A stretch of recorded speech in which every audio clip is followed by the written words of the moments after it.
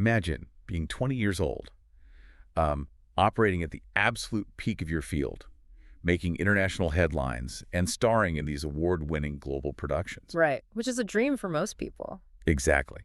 For most people, that is the exact moment you just lean into the fame. You bask in the attention. Oh, absolutely. But imagine if, right at that exact pinnacle of public visibility, your primary obsession wasn't the applause at all.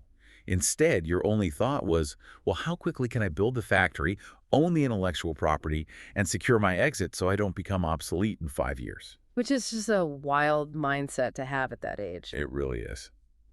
Welcome back to another deep dive. Today, we are opening up a really fascinating stack of sources for you. We've got biographical archives, industry award records, and some really interesting psychological profiles.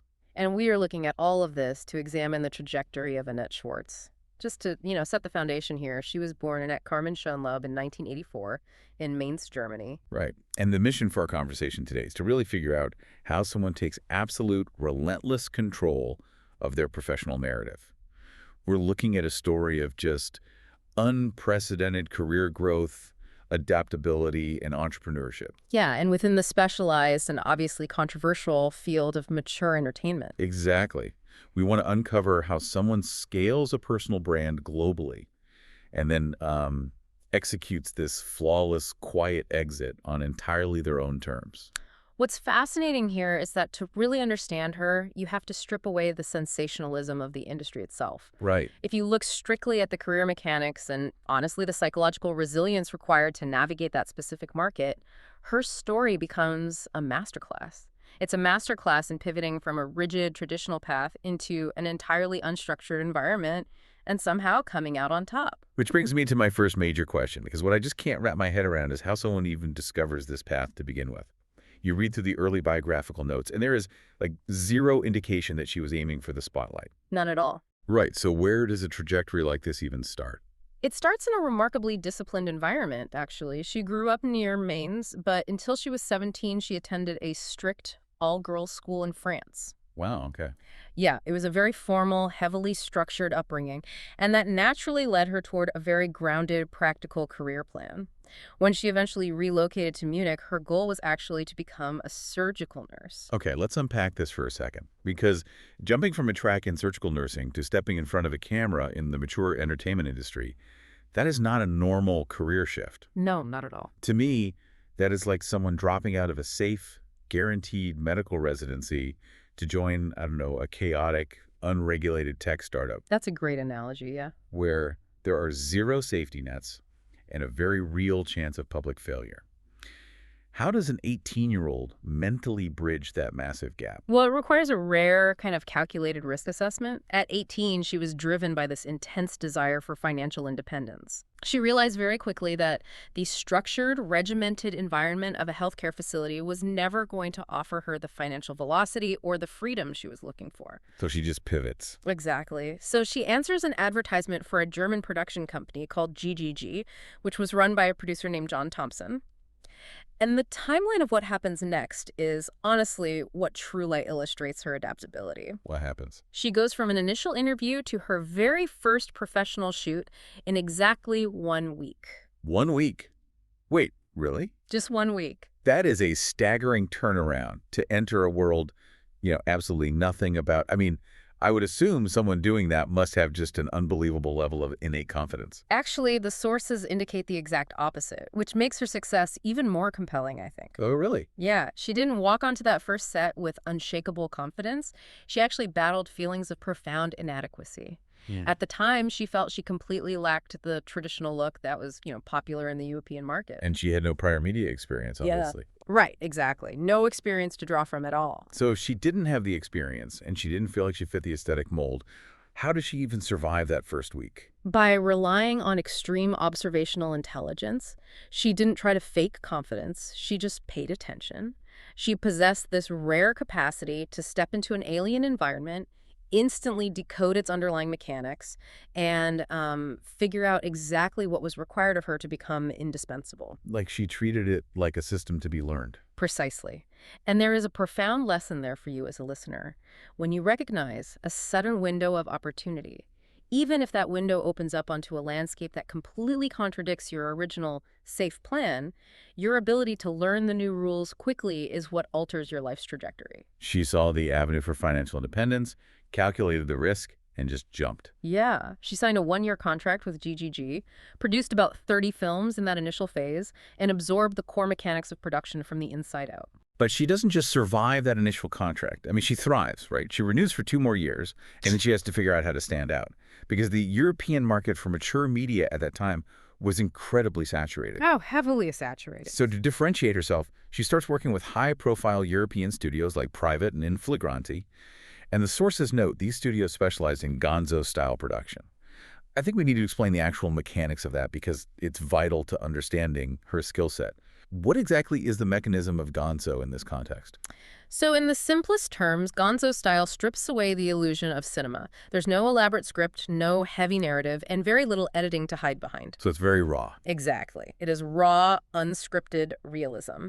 The camera acts almost like a participant rather than a passive observer.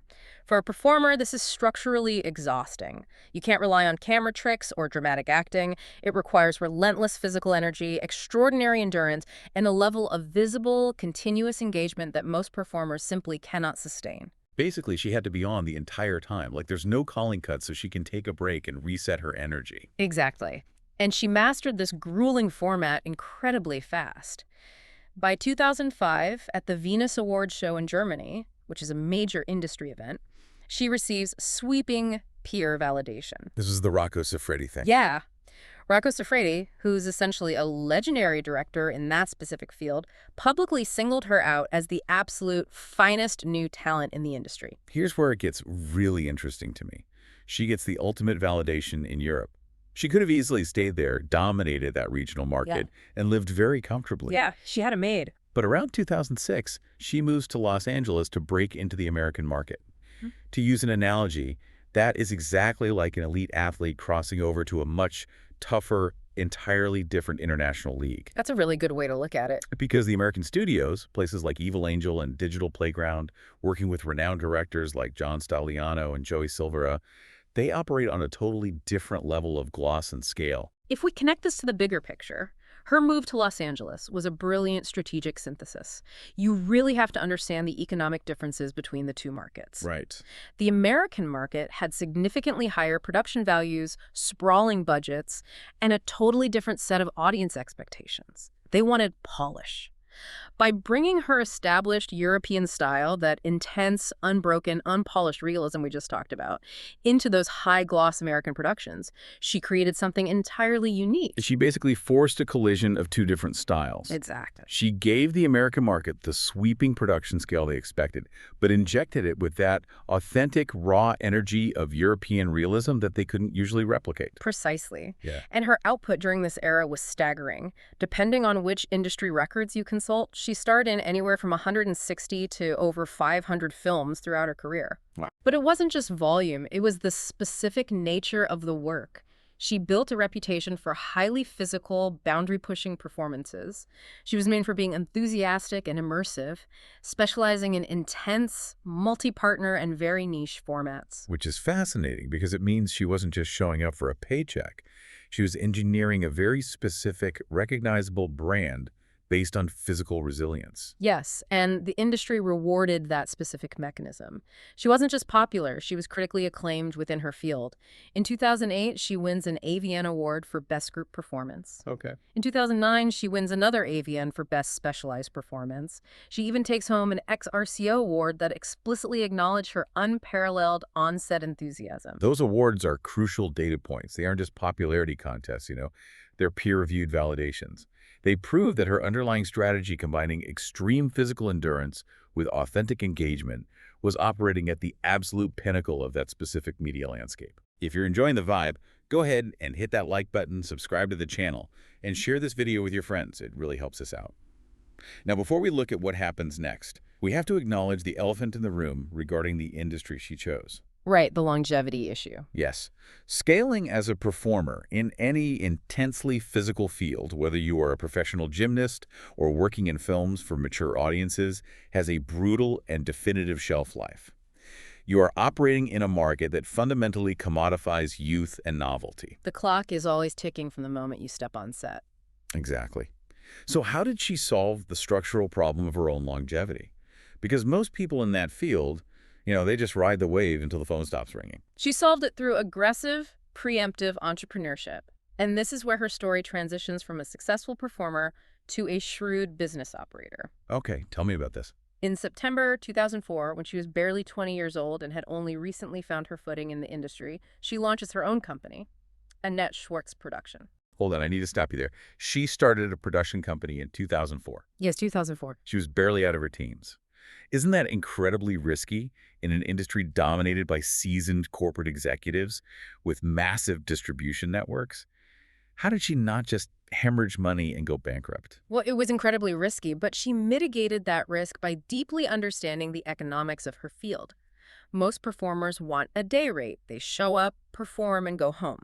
They don't want the logistical nightmare of hiring crews, managing lighting, or navigating distribution legality. Oh, that sounds exhausting. By taking on those headaches, she fundamentally changed her relationship with the capital. By 2009, she leverages her brand to sign a sweeping distribution deal with Your Choice Distributions. Let's break down the mechanics of a distribution deal for the listener, just so we understand the leverage she had. How does that actually work in practice? So in a traditional model, the studio owns the camera, pays the talent, and keeps the intellectual property forever.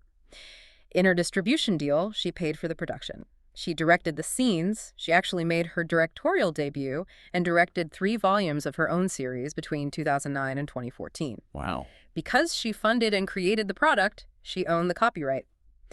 The distributor simply acts as the logistics network to get her product to the consumer.